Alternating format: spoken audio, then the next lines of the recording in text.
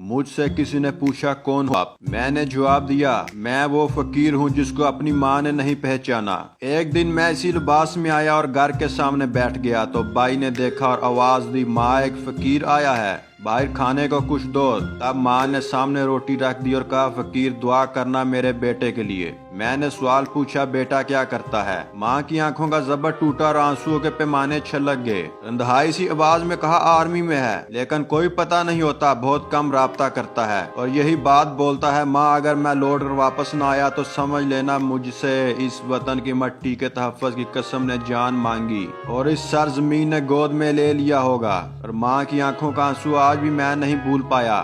جیسا کہ ہر شخص جانتا ہے دنیا کی نمبر 1 انٹیلیجنس ایجنسی پاکستان کی ایجنسی ISI ہے اور رینکنگ ہر سال جاری کی جاتی ہے۔ یہ خطاب دنیا سے لینا کوئی آسان کام نہیں ہے، اسپیشلی جب مد مقابل یہود، عیسائی اور ہندوؤں کی ایجنسیاں ہوں جو کہ نہ صرف آپ کی جان کے دشمن ہیں بلکہ ایمان کے بھی دشمن ہیں۔ رینکنگ دیتے وقت جن باتوں کو مد نظر رکھا جاتا ہے ان میں سب سے اہم پہلو کچھ یہ ہیں: سال بھر میں اس ایجنسی کے کتنے ایجنٹ پکڑے گئے، سال بھر میں اس ایجنسی کے کتنے ایجنٹ مارے گئے، سال بھر میں اس ایجنسی نے بین الاقوامی سطح پر دشمن کی ایجنسیوں سے کتنا رابطہ رکھا اور ان کو دہشت گردی اور دیگر مسائل سے قبل از وقت آگاہ کیا، سال بھر میں اس ایجنسی کے کتنے مشن ناکام ہوئے، سال بھر میں یہ ایجنسی اپنے ملک کو درپیش مسائل سے کس حد تک نکالنے میں کامیاب رہی۔ سب سے اہم بات، سال بھر میں اس ایجنسی کا بجٹ کتنا تھا، ایجنسی کا سورس آف انکم کیا ہے کہ جس پیسے سے چلائی جا رہی ہے وہ حکومت کی طرف سے الگ سے دیا ہے یا جو فوج کو دفاعی بجٹ دیا جاتا ہے اس میں سے بھی کچھ حصہ ایجنسی کو دیا جاتا۔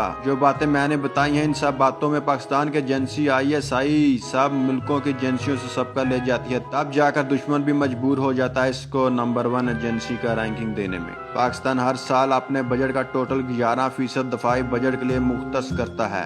اس میں سے ایٹمی پلانٹ پہ بھی خرچ ہوتا ہے، اس میں ISI پہ بھی خرچ ہوتا ہے، اس میں MIA پہ بھی خرچ ہوتا ہے، اس میں سے باقی دفاعی پروجیکٹ چلائے جاتے ہیں۔ پاکستان کی ایجنسی کے ناکام نہ ہونے کی ایک بڑی وجہ یہ بھی ہے کہ اپنے مشن کی تکمیل کے لیے ٹیکنالوجی ذرائع بہت کم استعمال کرتی ہے اور انفرادی قوت کا زیادہ استعمال کیا جاتا ہے۔ سب سے بڑی بات یہ ہے کہ یہ اللہ کے شیروں کی جماعت ہے، کیونکہ ٹیکنیکل ذرائع میں استعمال ہونے والی ہر چیز ہمیں یورپ اور امریکہ سے درآمد کرنی پڑتی ہے اور اس کا کنٹرول بلا واسطہ یا بال واسطہ ان کے پاس ہی ہے، اس لیے ٹیکنیکل ذرائع کا بھروسہ نہیں کیا جا سکتا۔ اس کے علاوہ بہت سی ایسی باتیں جو انٹیلیجنس کی دنیا میں اہمیت کی حامل ہیں۔ تو بات رینکنگ کی ہو رہی تھی تو مختصر یہ انٹیلیجنس میں ڈیوٹی کرنا جس قدر مشکل کام ہے اس سے مشکل ہے اپنے پورے ادارے کو بدنام ہونے سے بچانا۔ مطلب اگر آپ پکڑے گئے تو نہ صرف آپ کے ادارے کی بدنامی ہوگی بلکہ اپنے ملک کی بھی بدنامی ہوگی۔ جیسا کہ کلبھوشن یادو پکڑا گیا تو یہ انڈین ایجنسی راہ کی ناکامی کا منہ بولتا ثبوت ہے اور انڈیا کی بدنامی بھی ہوئی۔ جب تک دشمن کو پتہ لگتا ہے ISI ان کا کام تمام کر چکی ہوتی ہے۔